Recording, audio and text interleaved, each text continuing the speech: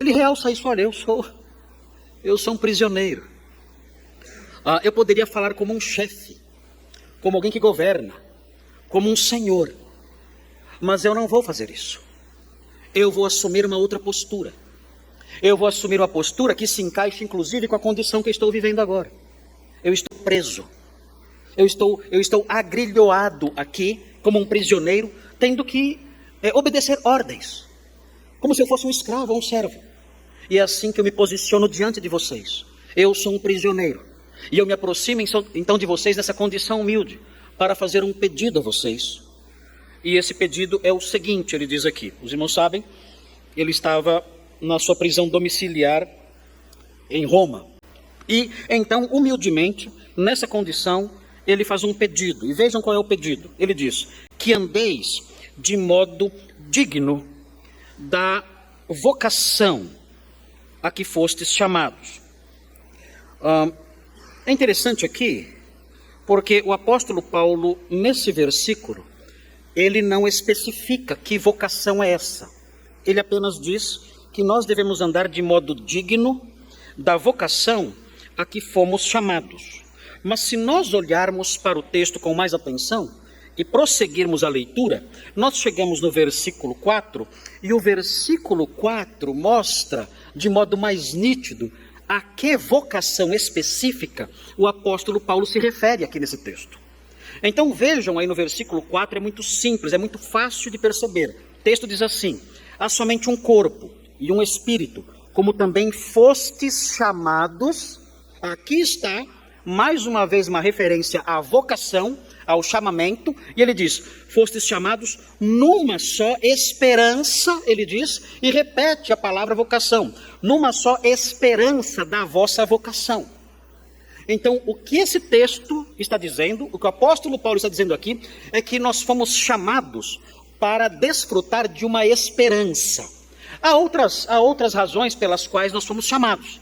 Nós fomos chamados para a salvação, fomos chamados para desfrutar de uma comunhão mais íntima com Deus. Tudo isso envolve o nosso chamamento.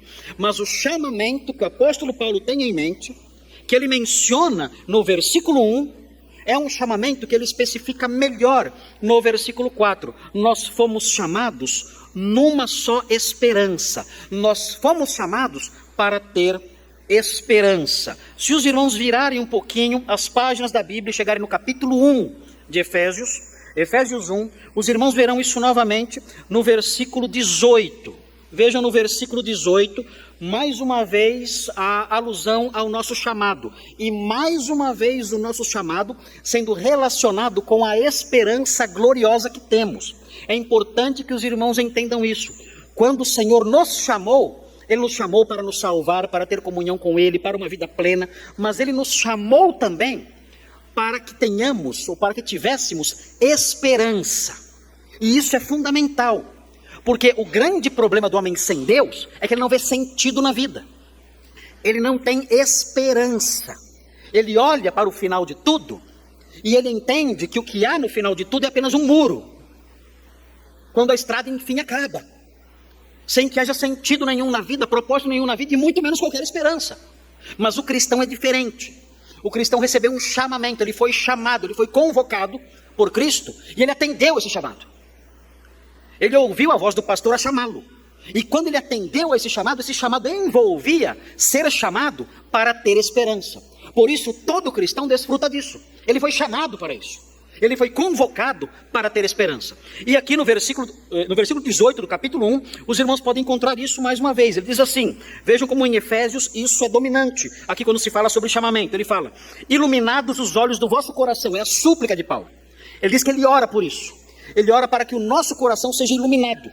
Iluminados os olhos do vosso coração, para saberdes qual é a esperança do seu chamamento.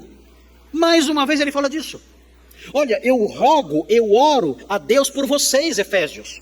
Eu oro por vocês, crentes de Éfeso, pedindo que Deus abra os olhos de vocês, para que vocês possam perceber que foram chamados para ter uma esperança. E ele especifica melhor essa esperança na sequência. Ele diz: qual a riqueza da glória da sua herança nos santos, ele diz.